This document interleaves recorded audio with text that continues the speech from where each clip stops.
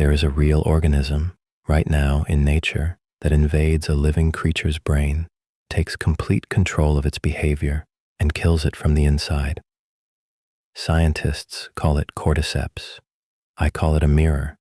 You've seen The Last of Us, The Game, the HBO series. The story of a world ended not by war or meteor, but by a fungus that rewired the human brain.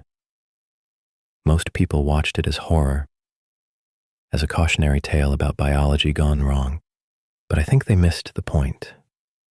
The Last of Us isn't about a pandemic that might happen. It's about one that already did. The Cordyceps fungus is real. Cordyceps unilateralis, it infects ants. It doesn't kill them immediately. It takes over their nervous system, changes their behavior, makes them climb to a precise height on a plant, grip the stem with their mandibles, and wait to die. Then the fungus blooms from their skull and spreads its spores. The ant never knew it was no longer in control. In 2024, the World Health Organization published a report, not about a virus, not about cancer, about loneliness. The Commission on Social Connection found that 1 in 6 people worldwide is affected by isolation. That loneliness kills approximately 871,000 people every year, 100 deaths per hour. And here's what makes it strange. The loneliest generation in recorded history is the one that has never been more connected. Adults aged 18 to 34, 30% of them report feeling lonely every single day, not occasionally, not sometimes. Every day. We are the most digitally connected humans in history, and the most isolated. Research published in 2024 shows that passive consumption, scrolling without interacting, directly increases loneliness and depression. We built machines to bring us together, and we use them to watch each other from a distance. We perform connection. We don't feel it.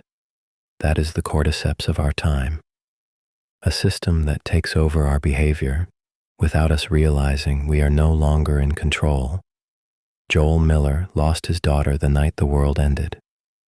For 20 years after that, he survived. He was efficient, cold, precise, and completely hollow. Ellie wasn't supposed to matter. She was a package to deliver. But she became the thing that made him human again, not because she was easy, because she was real. The bond between Joel and Ellie is philosophically precise. Connection doesn't come from safety. It comes from choosing to be vulnerable with someone who could hurt you. That's not a plot device. That's the only cure we have. In 2023, the Surgeon General of the United States issued a formal advisory on loneliness, a public health emergency warning, not about a virus, about the absence of human connection. When the highest medical authority of a country has to tell people to talk to each other, we have to ask, what exactly collapsed? The fungus in The Last of Us destroys the infrastructure. The infrastructure around us is still standing, but something inside it already fell. The Last of Us ends, in both the game and the series, not with a cure for the fungus. It ends with a choice to protect someone you love at any cost. That is the only answer the story offers. And maybe that's the honest one.